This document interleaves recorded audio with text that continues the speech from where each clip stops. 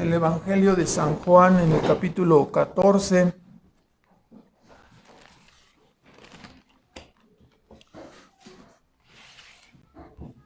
Y vamos a continuar con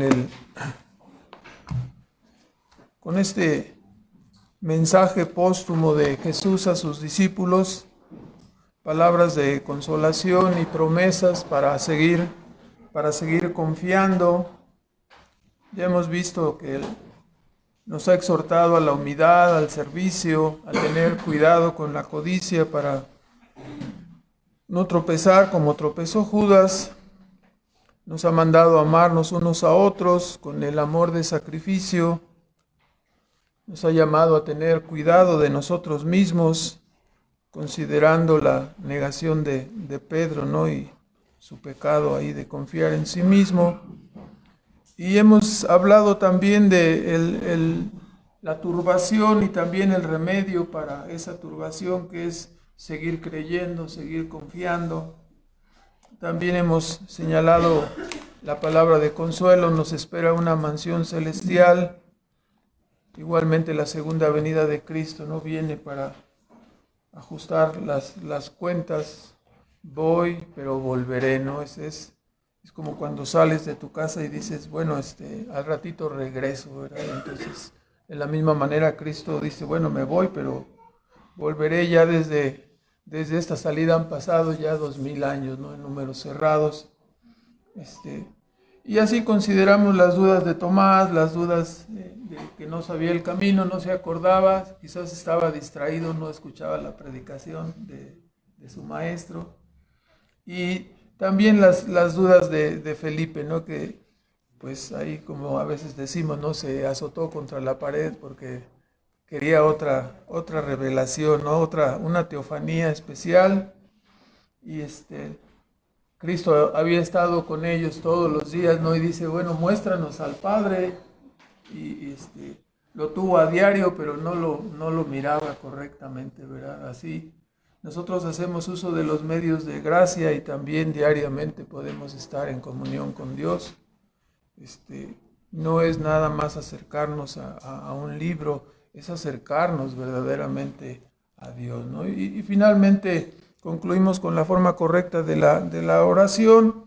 Y después en el 14:14 dice Cristo prometiendo a sus discípulos, si alguna cosa pidieren en mi nombre, yo lo haré, ¿no? Esto sabemos que no es una hoja en blanco para poder pedir lo que a nosotros se nos antoja, sino en realidad siempre debemos orar, dice la Escritura, conforme a su voluntad, ¿no? Entonces, así vamos al versículo 15 y al versículo 21 y 24, nuestro primer punto, ¿no? Que nos muestra la relación que existe, dice el versículo 15, entre el amor y los mandamientos. Este va a ser nuestro primer señalamiento, ¿no? La relación que existe entre el amor y los mandamientos. Después no vamos a verlos así consecutivos, igualmente del 21 al 24, ¿no? Que nos va a mostrar esta relación. Hacemos una oración. Nuestro Padre Celestial, rogamos de tu bendición y de tu ayuda nuevamente, Señor, para que nos guíes en este tiempo de instrucción, en este tiempo de enseñanza, y que sea tu Espíritu Santo grabando en nuestras mentes y corazones la verdad de tu Evangelio, Señor. Guárdanos del maligno, Señor, guárdanos del mal, guárdanos de ser oidores insensatos, Señor, que podamos recibir la palabra y atesorarla para que ella siga guiando nuestras vidas hasta el destino final de la salvación. Rogamos tu ayuda y la influencia de tu Espíritu Santo en los méritos de Cristo Jesús. Amén. Entonces veamos esta primera relación. Dice, después de decir en el versículo 15, si me amáis, guardad los mandamientos. Versículo 21, el que tiene mis mandamientos y los guarda es el que me ama. Versículo 23, el que me ama, mi palabra guardará.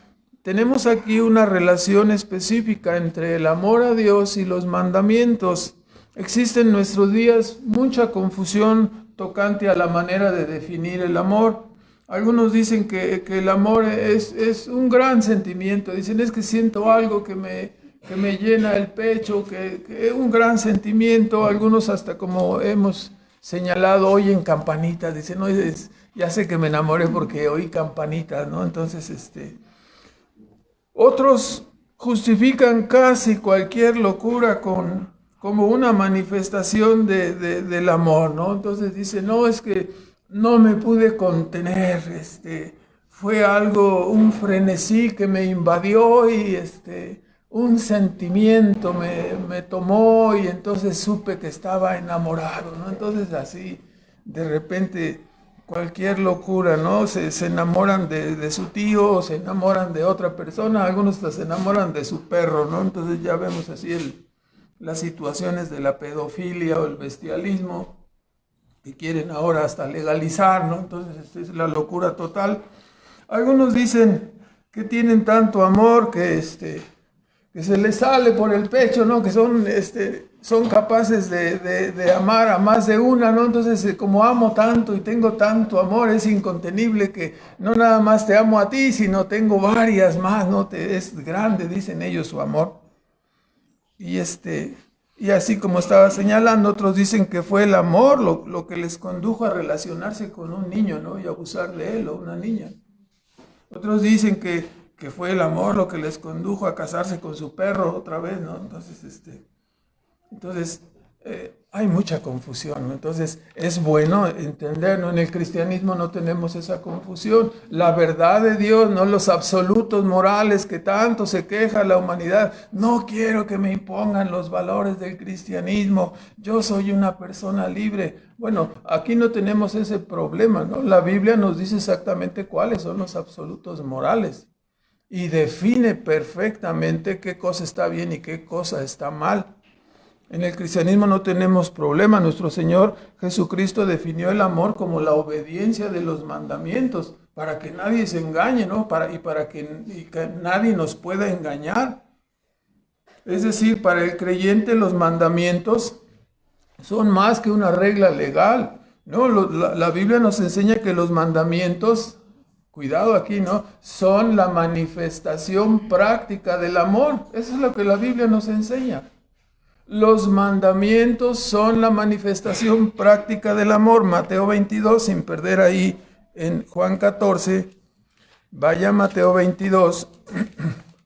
En su entrevista aquí con los intérpretes, con los doctores de la ley, Cristo es preguntado por uno de ellos en el versículo 34, no después de hablar sobre la resurrección y señalar que Dios es Dios de vivos, no de muertos. Entonces dice en el versículo 34, los fariseos, Mateo 22, 34, oyendo, dice, que había cerrado la boca, los saduceos se juntaron a una y preguntó uno de ellos, intérprete de la ley, un doctor de la ley, tentándole o para tentarle y diciendo, maestro, ¿cuál es el mandamiento grande en la ley? Y Jesús responde, como sabemos, no amarás al Señor tu Dios con todo tu corazón y de toda tu alma y de toda tu mente. Este es el primero y grande mandamiento, y el segundo es semejante, amarás a tu prójimo como a ti mismo. De estos dos mandamientos depende la ley y los profetas. Entendemos aquí que hay una relación donde es el amor a Dios y el amor al prójimo. Entonces, esto guarda una relación específica con los mandamientos. ¿Sí? ¿Cómo manifestamos el amor de Dios? ¿Sí? No teniendo dioses ajenos, no haciéndonos imágenes, no tomando en vano el nombre de Dios, guardando el día del Señor. Cualquier persona que dice, yo amo a Dios, pero no guarda esto, esa persona nos dice la Escritura que es ¿qué? Mentiroso. De la misma manera podemos decir, ¿no? ¿Cómo amo a mi prójimo? A mi prójimo inmediato, honra a tu padre y a tu madre, no matarás, no cometerás adulterio, no robarás, no dirás falso testimonio y no codiciarás. El amor al prójimo significa no respetarlo, honrarlo, no robarle, no mentirle, no codiciar nada de lo que tiene. Cualquier persona que dice yo amo a mi prójimo, entonces vea cómo aquí no hay ninguna separación. ¿Sí? Te amo mucho, le dice el esposo adúltero a su esposa, ¿no? Te amo mucho. ¿Sí? No, no la ama. Se ama a sí mismo, ¿no? Con un amor egoísta, porque si la amara, no cometería adulterio, ¿verdad? Entonces, vea usted la confusión que existe, ¿no? En nuestro mundo existe una separación entre la definición del amor y los mandamientos. Por eso hay tanta confusión, ¿no? Cualquier persona puede decir, no, es que no me puedo detener. ¿Qué quieres? Las amo a las 4. No, estás loco, ¿no? Es como que las amo a las 4. Estás loco. O sea, está totalmente desviado de la definición, ¿verdad? Y dices que no lo puedo remediar. No, es tan grande su amor egoísta que se satisface y está dañando a 4 familias, afectando a todos los hijos que existen allí, dando un mal ejemplo. Es toda una serie de pecados y de errores, ¿no? Por no entender las definiciones correctamente. La Biblia nos enseña entonces, por eso dice, ¿cuál es el grande mandamiento? El amor a Dios, manifestado así, y el amor al prójimo, manifestado de esta manera. Esa es la relación que existe. Entonces, en 14:21 volvemos a nuestro texto del Evangelio de Juan.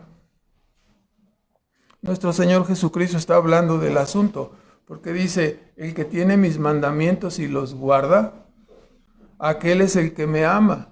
O sea, no basta tener los mandamientos como un concepto nada más. No basta tener los mandamientos como decir, sí, yo creo en los mandamientos y ahí están, ya los conozco, me los enseñaron en el catecismo. El versículo continúa diciendo, el que tiene mis mandamientos y los guarda, aquel es el que me ama. Y el que me ama será amado de mi Padre y yo le amaré y me manifestaré a él. En el versículo 23, el que me ama, mi palabra guardará, no solamente específicamente los 10 mandamientos, pero toda la palabra de Dios. Toda la palabra de Dios, el que me ama, mi palabra guardará, y mi Padre le amará, y vendremos a él y haremos con él morada. Entonces, como siempre hemos dicho, los mandamientos, los 10 mandamientos son la expresión práctica del amor. Es una incongruencia total decir te amo, pero al mismo tiempo mentir y robarle a la persona, ¿no? Es una incongruencia total decir amo a Dios, pero también amo a los ídolos y amo a la Virgen. Es una incongruencia total, no es factible. De igual manera decir te amo y no asisto a la reunión de adoración a Dios, ¿no? Para manifestarle mi amor no guardo el día de reposo, me aparto. Entonces, de igual manera decir te amo, pero sigo robando, sigo adulterando, amo a Dios, pero sigo mintiendo. Eso lo podemos hacer solamente cuando existe ya un nivel completo de engaño. Cuando estamos asistiendo y la persona asiste pero no cambia, asiste pero no corrige su conducta, no corrige su pensamiento, no corrige su corazón. Entonces, la persona dice amar a Dios. Por eso es tan terrible, ¿no? Cuando alguien que dice ser creyente y que dice ser temeroso de Dios y empieza a infraccionar los mandamientos, ¿no? ¿Qué decimos? ¿Que está mal Dios? No está mal Dios. Dios nunca está mal, ¿no? Es la persona la que está mal, ¿no? Entonces, no puedo decir amo a Dios, pero miento, engaño, codicio, aborrezco, no hago lo que Dios me manda. Entonces, notemos aquí hay una cosa importante en el versículo 21, bueno, muchas cosas, ¿no? Pero la persona que obedece, aquí estamos hablando, como vamos a señalar en un momento más, cuando hablamos de que los creyentes obedecemos los mandamientos o debemos obedecer los mandamientos, hablamos de lo que los teólogos denominan la obediencia evangélica. Hay 2 tipos aquí de obediencia que podemos señalar, ¿no? Si borramos estas cosas aquí, el hermano nos dijo que deberíamos guardar los mandamientos, ¿no? Si alguien enseña que la obediencia debe ser legal hacia los mandamientos, está enseñando ¿qué cosa? Una salvación por obras, es una obediencia legal. No nos referimos a eso. Cuando Cristo habla de que debemos obedecer los mandamientos, estamos hablando de una obediencia evangélica, puesto que ya hemos sido salvos. Entonces, ahora obedecemos para glorificar a Dios con nuestra obediencia, para mostrar así nuestro amor a Dios. Nosotros no obedecemos los mandamientos como camino de salvación. Obedecemos los mandamientos como camino de santificación. Los amamos porque nos dicen la verdad, los amamos porque nos dan buenos consejos, los amamos porque cuando estamos dudosos nos indican, no, es por aquí, es así, esto es lo que debes hacer, es que estoy sintiendo, no estás sintiendo mal, debes enderezar tus sentimientos, estoy pensando eso, pues debes enderezar tus pensamientos. Y siempre está la regla y la norma ahí para decirnos, no te salgas, no te vayas para acá, vas aquí por el camino. Entonces, nosotros tenemos la promesa, aquí en el versículo 21 dice, el que tiene mis mandamientos y los guarda, será amado de mi Padre, y la última parte, me manifestaré a Él. O sea, una comunión mayor. Esto es algo muy interesante, ¿no? Cuando nosotros obedecemos y andamos en el camino de esta obediencia evangélica, podremos o tenemos prometido que Dios se manifestará más a nosotros. Siempre tendremos una percepción, una visión espiritual, un entendimiento de las cosas que Dios muestra, porque estamos en la obediencia. Si andamos viviendo y vivimos mal y andamos del tingo al tango y nos andamos desviando y decimos una cosa y hacemos otra y somos hipócritas, entonces y luego dice, estoy triste, estoy seco, no siento nada, siento que Dios ya no me oye, siento que Dios no me habla, siento que Dios no me ama. Pues te retiraste de la obediencia. ¿Qué quieres hacer? ¿Que te demos un aplauso? No. Hay consecuencias cuando nos retiramos de la obediencia evangélica. ¿Cuáles son las consecuencias? No vamos a tener la manifestación de Dios en nuestra vida. No lo vamos a encontrar. Es lo mismo en el versículo 23, el que me ame mi palabra guardará y mi Padre le amará y vendremos a Él y haremos morada con Él. ¿Qué es hacer morada con Él? Que tengamos la comunión con Dios continua, que experimentemos que Dios nos habla, que Dios escucha nuestro ruego, que Dios se agrada de nuestra vida de obediencia. Se manifiesta a nosotros, ¿sí? Mora con nosotros, oramos y estamos ciertos de que Dios escucha nuestro ruego, ¿verdad? Pero no es que yo siento que le estoy hablando a la pared, oro, pero no siento que haya acuse de recibo en el cielo, ¿no? Sí, insisto, pero no hay acuse de recibo y no siento que Dios me hable, me estoy entristeciendo. A ver, ¿cómo andas en tu obediencia evangélica? Lo que estamos hablando, ¿no? Porque está prometido que al que anda en el camino de los mandamientos, ¿qué dice? Me manifestaré a Él. Mi Padre y yo vendremos y haremos, ¿qué? Morada con Él. Tendremos comunión con Dios, experimentaremos vívidamente esa comunión. Ok, entonces ya no tenemos una obediencia legal, sino los creyentes rendimos una obediencia evangélica a los mandamientos, no como camino de salvación, sino como senda de santificación. Eso es lo que nos mandó Cristo. Ahora, en segundo lugar, versículo 16 al 18, Jesús promete enviar al Espíritu Santo. Dice, yo rogaré al Padre, os daré otro consolador, el Espíritu de verdad, no os dejaré huérfanos. Versículo 26, el consolador, la palabra consolador, como vamos a ver, es la palabra parácleto en el griego, ¿sí? Otro del mismo tipo. ¿Qué estamos hablando? Cristo se estaba despidiendo de sus discípulos, los iba a dejar ¿qué? Solos. No os dejaré solos, voy a enviar otro como yo, el parácleto, ¿no? Otro como yo, otro del mismo tipo. ¿Sí? ¿Qué hacía Cristo? Nos acompañaba, nos enseñaba vívidamente, personalmente a los apóstoles en su ministerio, ¿no? Se iba a ir Entonces, ¿qué dice? Voy a enviar otro como yo, otro que los acompañe, otro que les enseñe, otro que les recuerde, otro que les llame la atención. Eso es lo que tenemos, ¿no? Otro del mismo tipo. Así entonces entendemos que el Espíritu de Dios actuaba en el Antiguo Testamento. Aquí a veces hay confusión en las mentes, ¿no? En nuestras mentes, si decimos, bueno, pero cómo actuaba el Espíritu Santo es distinto, ¿no? No había venido el Espíritu Santo. Primero sabemos que el Antiguo Testamento es una temporada especial, ¿no? Un tiempo especial. Dios trató únicamente con una nación y los demás fueron dejados en su soberanía. A ellos se reveló, a ellos se manifestó.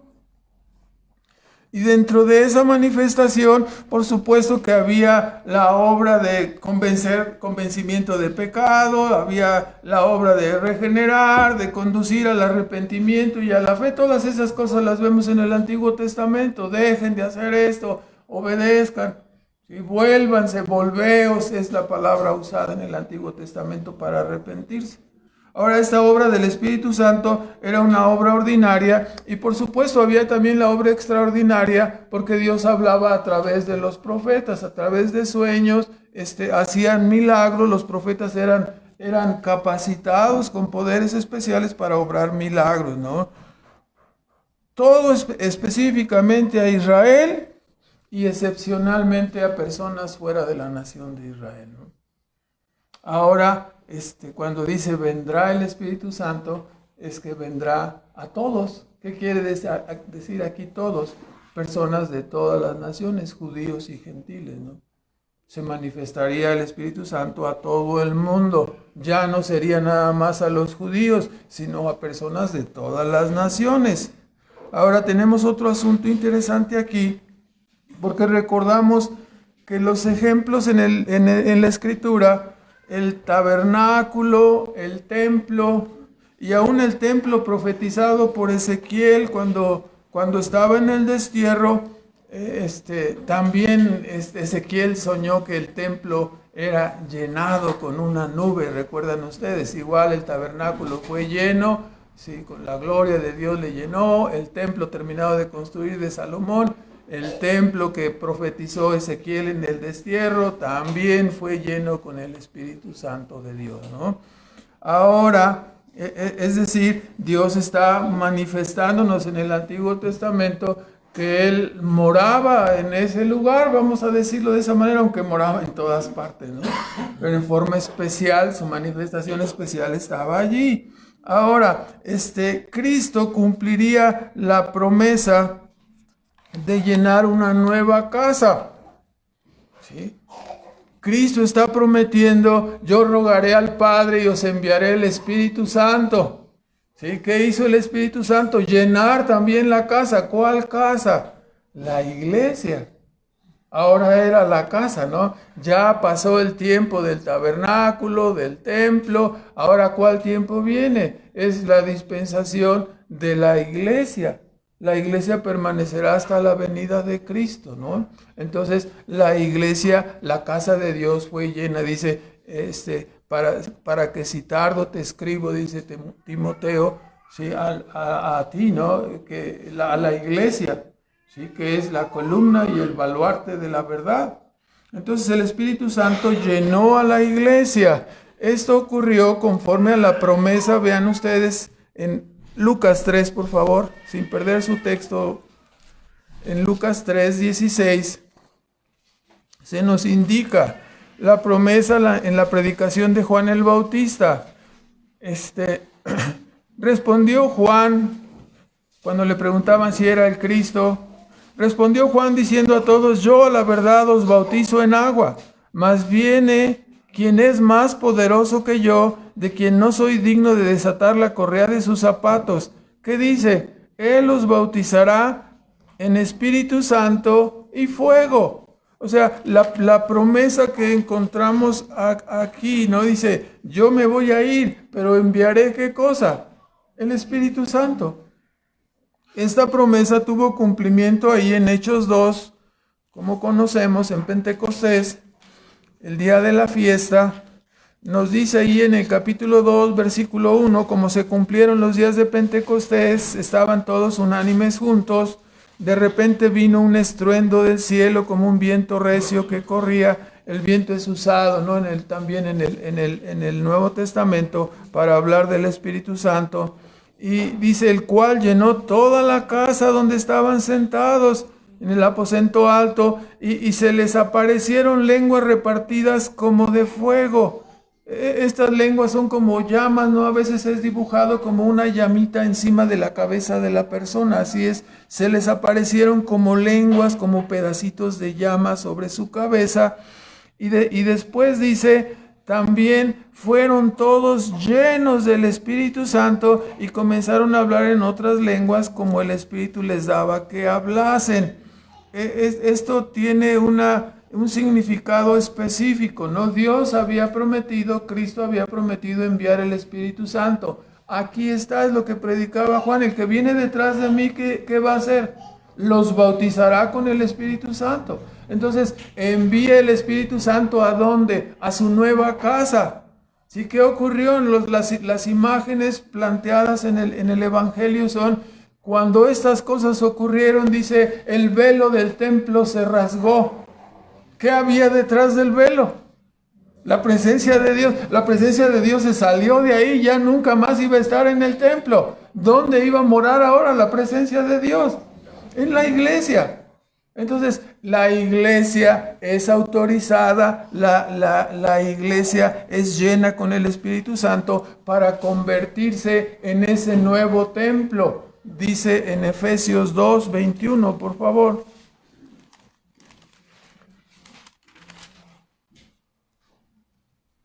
Edificados desde el 20 sobre el fundamento de los apóstoles y profetas, siendo la principal piedra del ángulo Jesucristo mismo, en el cual, compaginado todo el edificio, la idea es todo el templo, ¿no? Va creciendo para ser un templo santo en el Señor. La iglesia está formada por piedras vivas, personas regeneradas, ¿sí? En el cual vosotros sois juntamente edificados. Cada persona que es salvada es añadida a la iglesia, ¿no? ¿Para qué? Para que en la reunión, esta asamblea, esta reunión se convierta en morada de Dios en espíritu. La iglesia es la nueva casa de Dios. La iglesia es el nuevo templo de Dios, donde el Espíritu de Dios viene a morar en medio de nosotros. Eso es lo que significó esta autorización, esta nueva dispensación, el cumplimiento de la promesa de Cristo. Me voy, pero no os dejaré solos. ¿Enviaré a quién? Al Espíritu Santo, el Consolador, otro como yo, otro que les enseñe, otro que les acompañe, otro que les guíe. Eso es lo que estamos viendo aquí ahora, ¿no? El cumplimiento de esa promesa. Así, esta reunión o asamblea es constituida como un templo donde Dios viene a morar para ser adorado, ¿no? Este es el Consolador, el Paráclito que estaría con su iglesia. Es uno del mismo tipo como Cristo. El Espíritu se constituye como nuestro acompañante, que morará con nosotros ¿hasta cuándo? Para siempre. Para siempre morará con nosotros, es nuestro abogado. Dice Pablo en Romanos 8 que es nuestro intercesor. ¿Sí? No sabemos cómo orar, pero el Espíritu Santo nos ayuda intercediendo. Dice, Él nos ayuda, es nuestro abogado, nuestro intercesor. La palabra paráclito es traducido, por ejemplo, en 1 de Juan 2:1. Es traducido cuando dice abogado tenemos para con el Padre a Jesucristo el justo. Esa palabra abogado es la palabra paráclito, la misma palabra. Entonces tenemos un abogado, un intercesor, un acompañante que nos ayuda a orar, que nos ayuda a adorar. Y no solamente eso, ¿no? Cristo envió su Espíritu Santo y también nos dice Pablo ahí en Efesios que el Espíritu Santo realiza una obra especial, ¿no? Que se trata del sellamiento de los creyentes, ¿no? Ahí en 1:13 de Efesios, en él dice, en el cual esperaseis vosotros en oyendo la palabra de verdad, el evangelio de vuestra salvación, en el cual desde que creíste fuisteis sellados con el Espíritu Santo de la promesa. O sea, el sello que Dios imprime en cada uno de los creyentes, somos sellados con el Espíritu Santo de la promesa, el mismo Espíritu que Cristo prometió. Recibimos ese sello. ¿Para qué sirve? Nadie se vaya a enojar, hemos usado esta ilustración en ocasiones, ¿no? Cuando tenemos un rancho, algunos de ustedes que tienen unas grandes extensiones de tierras, que tienen su rancho y tienen su ganado, ¿qué se hace con el ganado? Dice, le ponen con un fierro ahí, y ya le ponen la marca ahí, ¿no? Una ida y de Ivana y de Ivana. Este ganado le pertenece a Iván, ¿no? Está sellado. Así Dios, el Espíritu Santo, nos sella con el mismo Espíritu Santo de la promesa a cada uno de sus hijos. Nos dice ahí 1:13 que fuimos sellados con el Espíritu Santo de la promesa, y este sello sirve para indicar que es las arras de nuestra herencia hasta la redención de la posesión adquirida. Entonces, este es lo que nosotros recibimos como hijos de Dios, el sello del Espíritu Santo, que nos asegura hasta el día de la venida del Señor, ¿no? Entonces, qué importante entender, qué importante comprender cuando Cristo dice, yo me voy a ir, pero no te voy a dejar solo. Voy a enviar ¿a quién? Al Espíritu Santo, otro como yo, otro del mismo tipo, uno que te acompañe. Nos dice las labores del Espíritu Santo. Él os enseñará. Vuelvan a Juan, por favor. Nos dice ahí en el 26, el ministerio del Espíritu Santo, no el Consolador, el Espíritu Santo, el cual el Padre enviará en mi nombre. Él os enseñará todas las cosas y os recordará todas las cosas que os he dicho.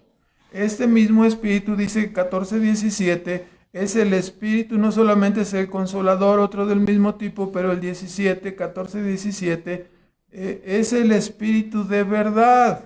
Aquí hay otro significado igualmente, ¿no? Traído del Antiguo Testamento. ¿Qué ocurrió en Babel, no? Recordamos que cuando los hombres determinaron, Dios les dijo dispérsense, pero los hombres dijeron aquí nos quedamos, ¿no? Entonces comenzaron a construir la torre de Babel. ¿Y qué hizo Dios ahí? Confundió la lengua de ellos. La Biblia nos aclara que había una sola lengua para todos, pero Dios confundió las lenguas. Entonces ya le hablabas a uno y el otro hablaba en ruso, no vamos a decir, y el otro, ya confundió todo. Entonces no se podían entender, ¿no? Para que desistieran de ese propósito, ¿no? De, según ellos, llegar al cielo por su propio diseño, ¿no? Entonces, si en Babel reinó la confusión que extravió y separó a la humanidad, siendo confundidas las lenguas de ellos, ahora el Espíritu Santo, que inspiró la revelación del Nuevo Testamento, nos ha dado a través de la propia palabra la verdad que es en Cristo, ¿sí? A través de la cual los hombres podemos constituirnos como una nueva humanidad. Todo el que está en Cristo, dice, es una nueva criatura. Pertenecemos ¿a quién? A nuestro Salvador. Hemos de ser constituidos en una nueva raza, una nueva humanidad, nuevas criaturas recreadas a la imagen y semejanza de Cristo. Así se restituirá el orden completo en el reino de los cielos. Mientras todos los creyentes seremos reconfigurados y reconstruidos a la imagen de Cristo, los otros serán dejados. Esta obra es la obra del Espíritu Santo. El mismo Espíritu que inspiró la revelación ahora nos da la verdad en Cristo, ¿no? Para construir a través de esta verdad predicada una nueva familia, recreados y unidos en la persona y en la obra de Cristo. Ya no como en Babel, confundidos queriendo hacer no la voluntad de Dios, sino ahora enseñados, no importa de qué nacionalidad seamos. Estamos unidos en un mismo sentir y en un mismo pensamiento porque hemos sido regenerados, renovados, reconstruidos en la imagen de Cristo. Así estaremos en el cielo.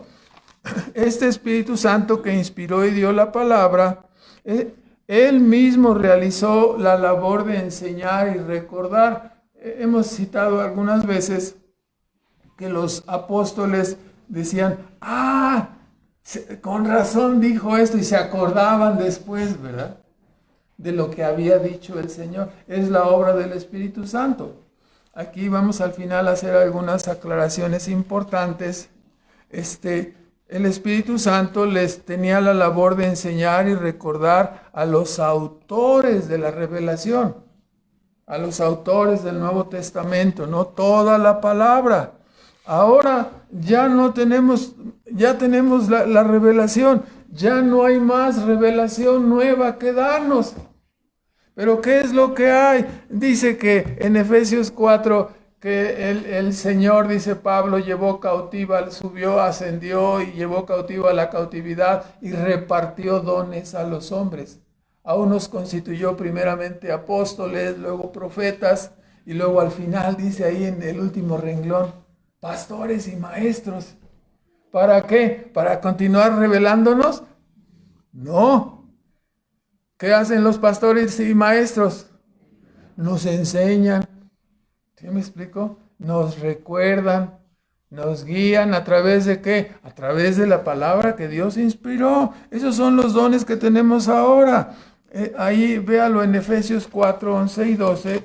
Así nos dice Efesios 4, 11 y 12. Él mismo dio a unos ciertamente apóstoles, a otros evangelistas, a otros pastores y maestros. O sea, ya no tenemos apóstoles, ya no tenemos profetas, ya no tenemos evangelistas. Ya se completó con Mateo, Marcos, Lucas y Juan. Ya no hay evangelistas, ya se completó la obra. Ya no se está solicitando ahorita personas. Tampoco hay apóstoles. Ya se necesita, bueno, si reúnes el requisito, ya sabemos, no nos da risa esa parte. O sea, debes haber sido testigo desde Juan el Bautista hasta la resurrección de Cristo. Algunos nos vemos ya canosos o sin pelo, pero más de 2000 años pues no tenemos, ¿verdad? Ya no se reúnen los requisitos para ser apóstol, ¿no? Ahora nos sigue diciendo, así que Dios, ya no hay profetas, ya no hay más revelación, ya no hay más evangelios. Entonces nada más nos quedan los últimos dos, ¿no? Pastores y doctores, pastores y maestros. ¿Sí? Y así, ¿para qué nos son dados a la iglesia estos dones, pastores y maestros? Nos dice, para la perfección de los santos, para la edificación, ¿no? Para la obra del ministerio, para la edificación del cuerpo de Cristo, a fin de que todos lleguemos a la unidad de la fe y del conocimiento de Dios, a un varón perfecto, a la medida de la edad de la plenitud de Cristo. Y dejemos de ser, ¿qué dice ahí? Niños, ¿no? Como siempre decimos, cargar a un niño de un año todavía pues da gusto y todo, lo carga uno contento, ahí a veces medio cansado, pero lo cargas, ¿no? Pero un niño de 40 años, no, ya nadie lo quiere cargar, ¿no? Que dejemos de ser niños, ¿no? Los hermanos que tenemos tantos años aquí y de repente hacemos berrinches y nos portamos como niños y nos tiramos a los brazos del pastor ahí. No, van a aplastar al pastor. Ya no los podemos cargar, tienen que ser maduros, tienen que caminar y andar como personas adultas, como personas maduras. Bueno, nos estamos desviando. Entonces, el Espíritu que inspiró a los autores es quien da dones a la iglesia, como vemos, y siendo que no hay nuevas revelaciones, sino dones y maestros. Ahora ya no hay nuevas revelaciones, sino hay dones para la predicación de la revelación que ya se nos dio, para la predicación del Nuevo Testamento. Dios da dones para que esa revelación sea predicada.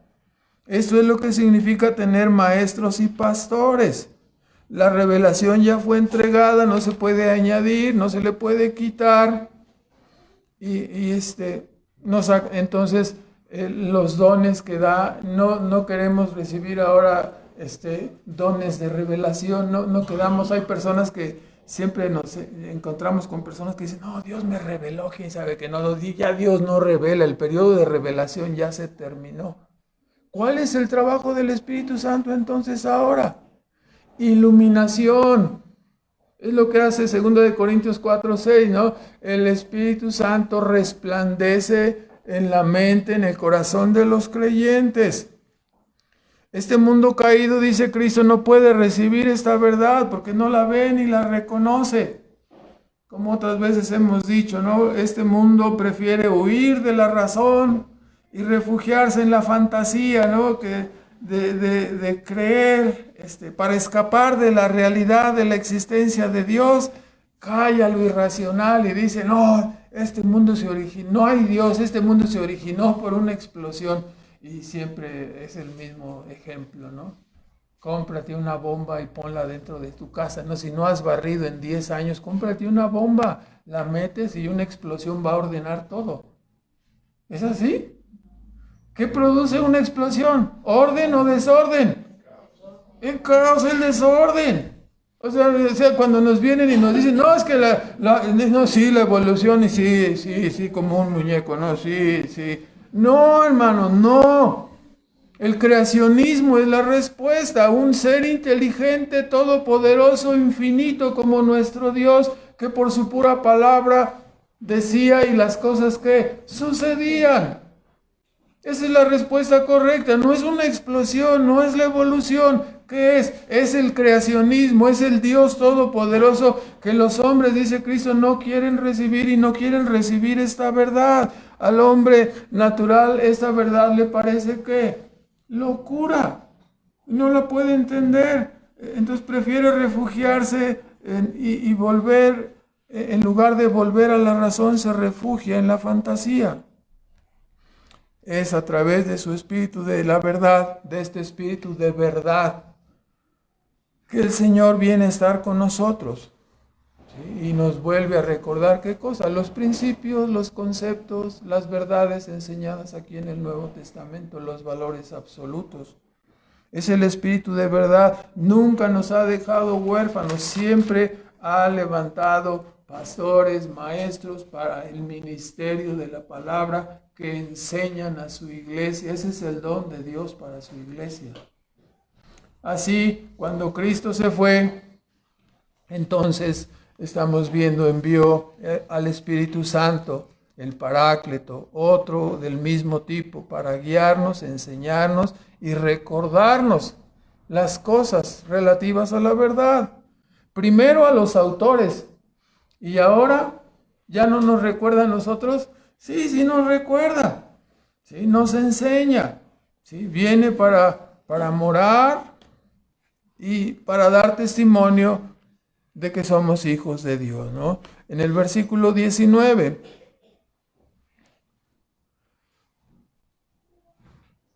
aún un poquito dijo Cristo, y el mundo no me verá, pero vosotros me veréis, porque yo vivo, vosotros viviréis. Y en aquel día vosotros conoceréis que yo estoy en mi Padre, y vosotros en mí, y yo en vosotros. O sea, nosotros le vemos, ya no está, se fue. Nosotros le vemos ahora, ¿de qué manera? Por medio de los ojos de la fe. Y aunque el mundo lo niegue, nosotros vivimos a través de él. Cristo sigue viviendo a través de nosotros, no vive en nosotros. Le miramos por la fe, le adoramos, somos ayudados y guiados por él.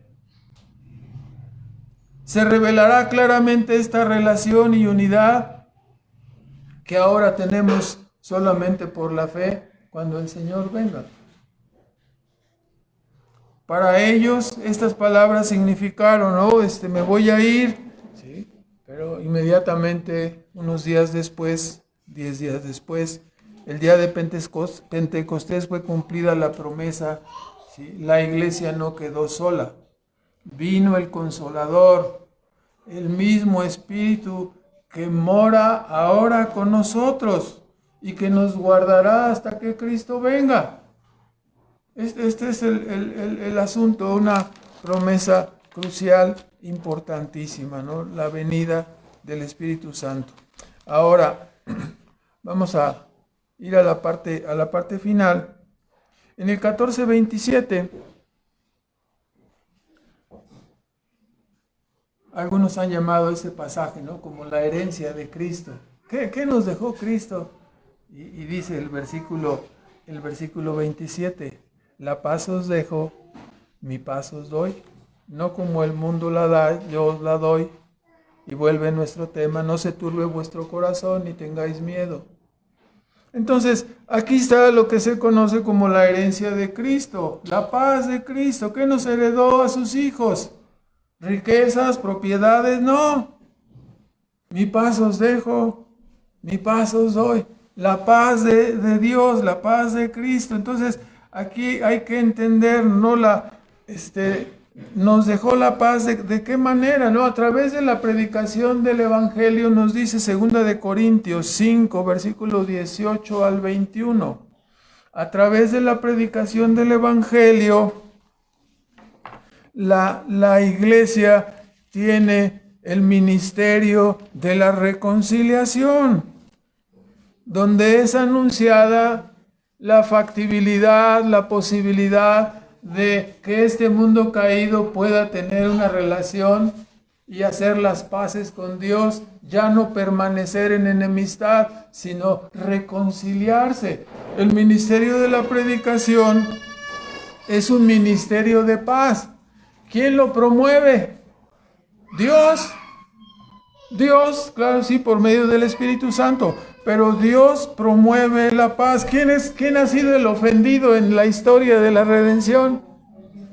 Es Dios el ofendido. Entonces, Él con el ejemplo viene y promueve la paz entre los rebeldes. ¿Qué les dice? Dejen su rebeldía, arrepiéntanse de sus pecados, dejen de vivir como a ustedes les parece que es correcto, vivan conforme al diseño que yo les di, vuélvanse a mí, dejen de ser rebeldes, arrepiéntanse, crean en mí, confíen en mí. El ofendido viene y hace el sacrificio para que nosotros podamos tener acceso a esa gran verdad, a ese gran Dios, ¿no?, al cual nuestra cabeza representativa y nosotros ahí en sus espaldas repudiamos y rechazamos y le dijimos, no queremos tus mandamientos, ¿no? Así dijo Adán y Eva, ¿no? No queremos, vamos a vivir, nosotros decidimos lo que es el bien. Oye, pero ya no queremos tus definiciones. Así el Evangelio ha permanecido hasta nuestros días, ¿no? Y la iglesia como promotores de paz, como promotores de evangelización, como promotores, embajadores ¿de qué? De reconciliación, dice Pablo, véalo 5:18. De manera, dice de 2 Corintios, por todos murió, por todos judíos y gentiles, ¿no? Para que los que viven ya no vivan para sí, mas para aquel que murió y resucitó. De manera que nosotros de aquí en adelante a nadie conocimos según la carne, y aun si a Cristo conocimos según la carne, ahora ya no le conocemos. El que está en Cristo es nueva criatura, las cosas viejas pasaron, todas son hechas nuevas. Y todo esto es de Dios, el cual nos reconcilió así por Cristo y nos dio, dice Pablo, el ministerio de reconciliación. O sea, la rebeldía, la oposición, es posible remediarla. Dios estaba en Cristo, dice, reconciliando el mundo caído, no imputándole sus pecados, y puso en nosotros, dice Pablo, la palabra de la reconciliación. Las iglesias son embajadas de reconciliación, ¿no? Así que somos embajadores en el nombre de Cristo, como si Dios rogase por medio nuestro, rogamos en nombre de Cristo, reconciliados con Dios. O sea, Dios manda a la iglesia, a sus embajadores, a predicar para que los hombres vengan, que se arrepientan, que se vuelvan. Oye, pero tengo muchos pecados, son perdonados. Oye, pero es que estoy acabado, ni te imaginas lo que hice. Ven, todo está preparado. Si tú vienes, serás reconciliado, serás perdonado. Entonces esta es la herencia, un ministerio de paz, un ministerio de reconciliación. La paz con Dios. El mundo caído quedó separado de Dios. Muchas personas dicen, es que yo quisiera tener la paz que se ve que tienen los creyentes, la paz de Dios, pero esa paz no puede ser obtenida a menos que primero hagamos la reconciliación entre Dios y nosotros. Si no tenemos la paz con Dios, no podemos tener la paz de Dios. Ya los enredé, ¿verdad? ¿No? Ok. Una cosa es la paz con Dios, no la tenemos al nacer, somos hijos de Adán, rebeldes. ¿Sí? A través de sus embajadas el Señor nos llama, nos reconcilia y entonces hacemos las paces mediante el arrepentimiento y la fe y la obediencia, ¿no? Entonces ya somos reconciliados, hemos hecho la paz con Dios por medio de Cristo. Entonces, en vista de esa reconciliación, podemos recibir la paz de Dios que trae consuelo, ¿sí? Descanso de nuestras obras, ¿sí? Confianza en nuestra vida. Estamos esperando la partida, a veces hasta somos capaces hasta de bromear respecto de eso, ¿no? Saldremos y saldremos a bien, saldremos para ir al cielo. No le tenemos miedo a la muerte. Sí, somos medio temerosos, claro, sí, al dolor, a muchas de esas cosas, y nos llenamos de pastillas para evitar el dolor, pero vamos a morir, ¿no? Vamos tranquilos hacia ese lugar, porque hemos hecho ¿qué cosa? La paz con Dios. Y como en respuesta Dios ha puesto su paz en nosotros, entonces esa paz nos da tranquilidad, confianza de enfrentar el momento. ¿Cuál es el momento que vamos a enfrentar? Lo que entendemos, el juicio. Está establecido que los hombres mueran una sola vez y después el juicio. Yo tengo paz porque mi juicio ya fue hecho. ¿Y cómo fuiste encontrado? Condenado. Pero entonces, ¿por qué estás en paz? Porque Cristo me salvó. Por eso estoy en paz. Ya no tengo dudas, no tengo problemas. El Señor me ha perdonado. Pero tú eres un villano, doble villano. Pero el Señor me perdonó. Entonces ya como consecuencia de hacer las paces con Dios, recibo la paz de Dios y puedo vivir en paz aquí en este mundo. Oye, yo te veo a ti tan tranquilo, se está derrumbando todo y tú estás tan tranquilo. ¿Qué no sabes los números de la inflación? ¿Qué no sabes lo que está ocurriendo con esta increíble pandemia? Te vas a morir. Y tú tranquilo, ¿no? Yo preocupado, dijo el otro, ¿no? Tú tranquilo y yo preocupado, ¿no? Estamos tranquilos. Ninguna enfermedad, ninguna cosa nos va a apartar del amor de Dios que es en Cristo, ¿no? Entonces, el Señor ha plantado iglesias que proclaman el camino de reconciliación, explicando al hombre su estado de rebeldía e invitándolo a venir. Deja tus armas, deja de vivir a tu manera. Es un ministerio de paz. Dios perdona a sus enemigos, recibe a los pecadores, recibe a los rebeldes que no quieren que Dios reine en sus vidas, que no quieren saber nada de la religión, que vivían apartados. Ha encargado a sus iglesias este ministerio. Y es así que podemos hacer la paz con Dios. Vea usted Romanos 5:1. Cuando el Evangelio llega y el Señor salva a alguna persona, el apóstol Pablo nos dice, ¿no?, que somos perdonados, somos justificados. Dice ahí 5:1, justificados pues por la fe en Cristo, la fe en un sustituto. Mis pecados son castigados en Él, la obediencia de Él es puesta en mi cuenta, soy salvo. Justificados entonces por la fe, ¿cuál es el resultado? Tenemos paz para con Dios por medio de nuestro Señor Jesucristo. Entonces ya no hay deudas, ya mis pecados han sido pagados, no tengo deudas. Entonces, qué descanso no tener deudas. Sí, algunos que están atorados con Bancomer y Banamex y todo lo demás, dicen, ya se acabó el saldo de la tarjeta, ya no debo nada, ya terminé de pagar. Tiene paz la persona, ¿verdad? Después de todas esas drogas. Entonces, así Dios trae la paz a nosotros. La enemistad es quitada. Filipenses 4, por favor. Ya vamos a concluir. Solamente 84 aplicaciones más y ya. Filipenses 4, versículo 6. Al ser quitada la enemistad y haber una reconciliación eficaz, ocurre lo que dice aquí Pablo en Filipenses 4. Por nada estéis, 4:6, por nada estéis afanosos, sean notorias vuestras peticiones delante de Dios en toda oración y ruego con acción de gracias. ¿Y qué dice ahí? Y la paz de Dios que sobrepasa todo entendimiento, guardará vuestros corazones y vuestros entendimientos en Cristo Jesús. Podemos entender, una cosa es la paz con Dios cuando nos reconciliamos y otra la paz de Dios que recibimos cuando ya estamos confiando en Él. Esta paz inunda nuestra mente, nuestro corazón, sus promesas, su verdad satisface nuestras almas. Dios envía su paz a nosotros y nada nos va a perturbar. Estamos completos en Él. Dijo Habacuc 3:17, ¿no?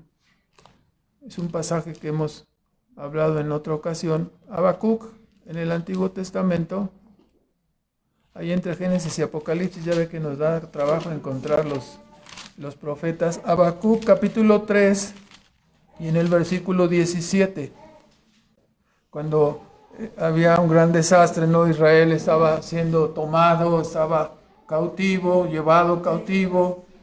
Y algunos decían, no, Dios no permitirá que nos ocurra el mal.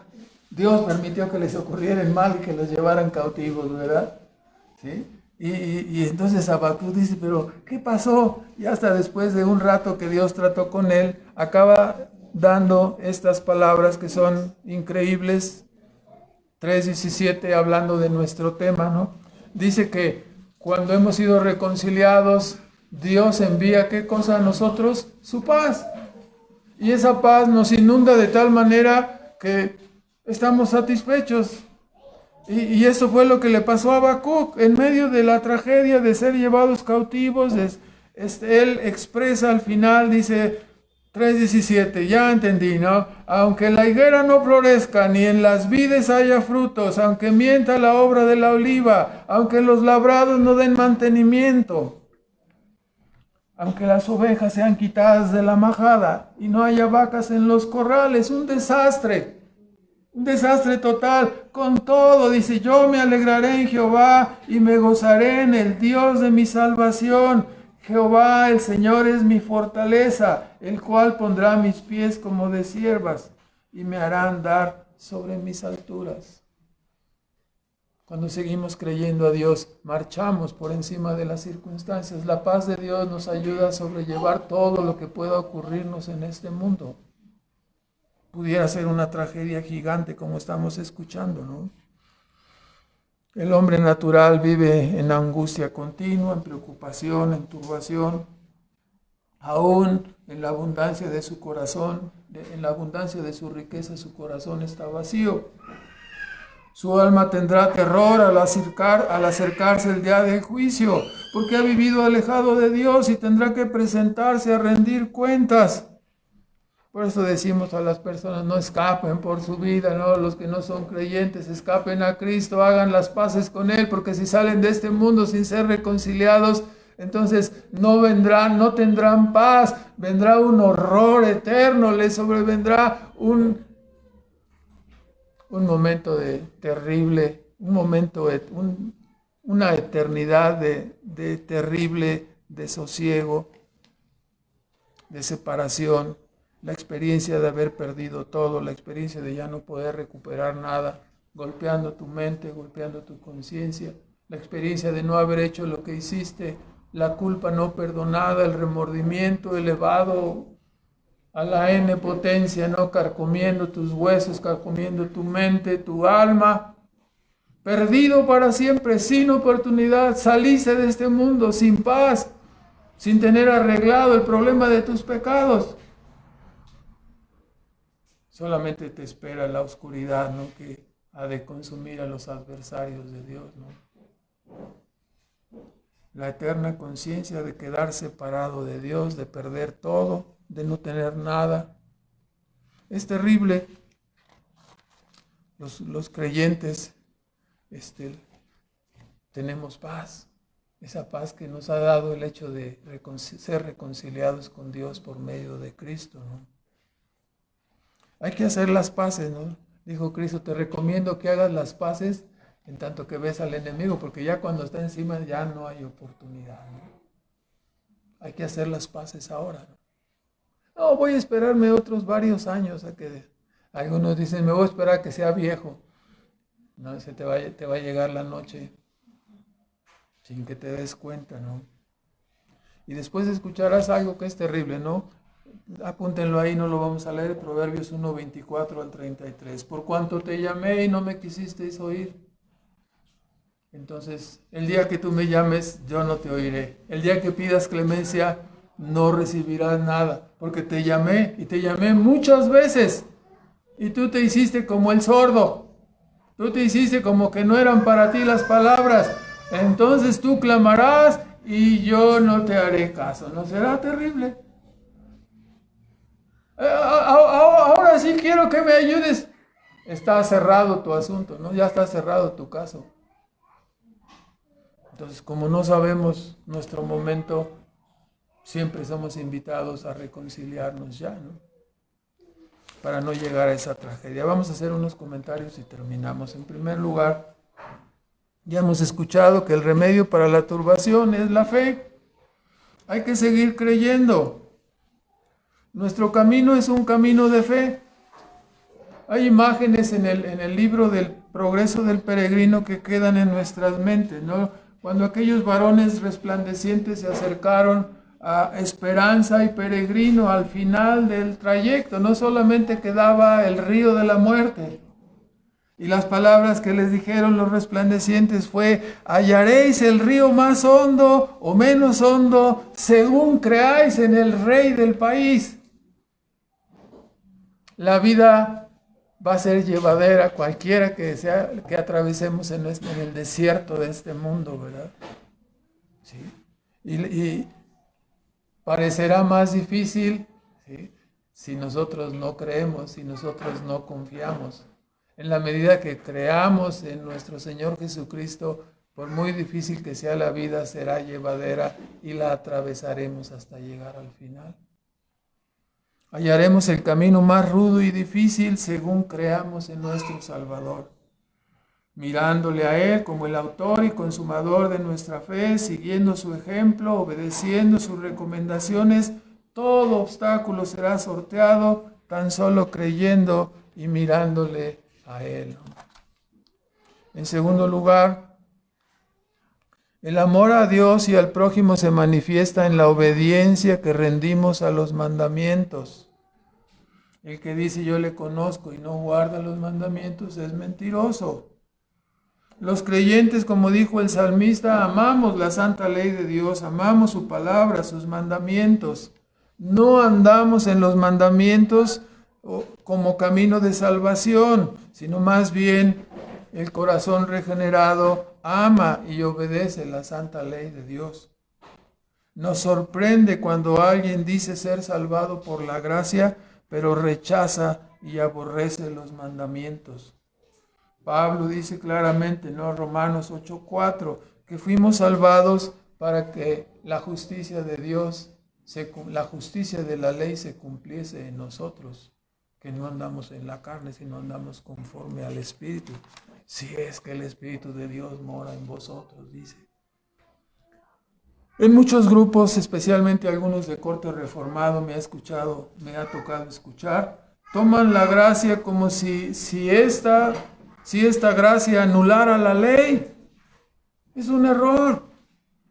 Cristo dijo claramente en el Sermón del Monte, no he venido a abrogar la ley, sino a cumplirla. ¿Sí? El que menosprecie los mandamientos, el que los guarda será llamado grande en el reino, el que los menosprecia será llamado muy pequeño en el reino de los cielos. Suponiendo que la persona sea salva, no, empezando por allí. La ley no debe ser tomada como camino de salvación, pero la ley es justa y buena para mostrarnos el camino de santidad.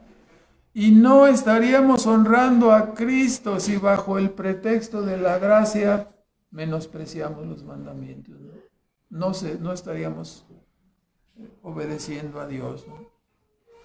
Hay muchos creyentes que bajo el pretexto de la gracia viven vidas libertinas y alejadas de la obediencia de la palabra, porque conceptualizan la ley como algo malo, como algo legalista. Están pensando en la obediencia legal, ¿no? Si alguien te menciona, hay que guardar los mandamientos, me quieres poner bajo la ley. No, hermano, no, te estoy diciendo lo que te conviene, te estoy dando un buen consejo. Cuando Dios te salva, encontrarás que los mandamientos, oh, cuán deliciosos son el camino de los mandamientos, todo el día en ella es mi meditación, ¿no? Salmo 119, 97. Entonces, la ley es mala si la tomas como camino de salvación, pero es maravillosa como camino de santificación. En tercer lugar, el Espíritu nos enseñará y nos recordará lo que hemos oído, leído y estudiado. Ese es el secreto aquí, ¿verdad? No habrá esta obra mágicamente. No es por ósmosis o por una revelación sobrenatural. Si usted dice, ¿qué dirá Romanos 4? Romanos 4. ¿Es el que sigue del 3? Sí. ¿El que está antes del 5? Sí. Sí. Pero si no lo has leído y no te acuerdas de él, o sea, ¿qué te va a recordar si no lo lees? ¿Qué te va a ayudar? ¿Qué vas a recordar? ¿Qué te puede ayudar a recordar el Espíritu Santo si tú no haces la parte que te toca? ¿Sí? No es una obra milagrosa, ya no hay revelación sobrenatural, hermanos. O sea, ¿qué dirá? Bueno, ya Romanos 5, más fácil, ¿no? Romanos 5, Romanos 5. ¿Sí? Y ya no nos acordamos. Las cabezas representativas, ¿no? Entonces, hermanos, la obra de enseñanza y de recordar lo que hace el Espíritu Santo es usando lo que nosotros hemos estudiado y leído. Si tú nunca has leído nada y no estudias nada, el Espíritu Santo no te puede recordar nada.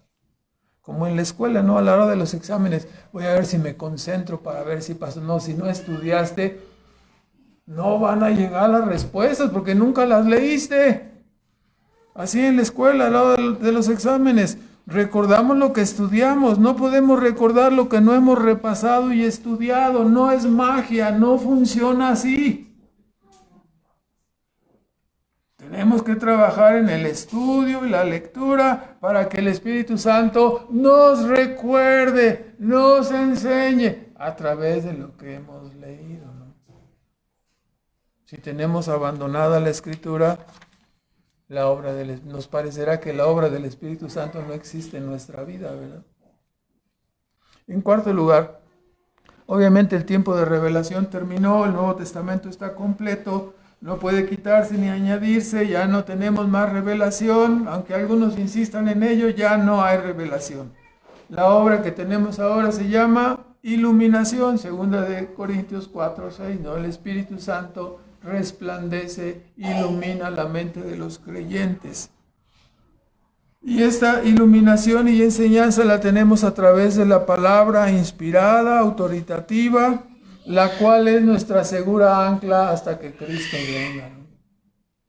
Entonces, no esperemos que es que no entiendo este asunto, me voy a concentrar a ver si Dios me revela y si no has leído el Nuevo Testamento no te vas a acordar de nada, no puede llegar una revelación exterior, ya se acabó ese tiempo.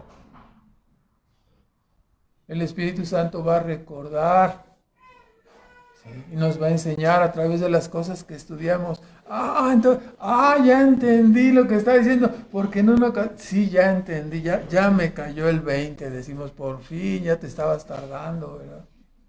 Pero si no leemos, nunca nos va a caer el 20, ¿verdad? Y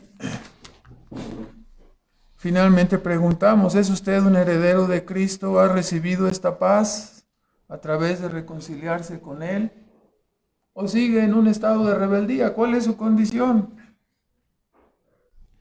Algunos dicen, no, me hablaron del Evangelio, pero yo lo deseché. Desechó los términos de paz.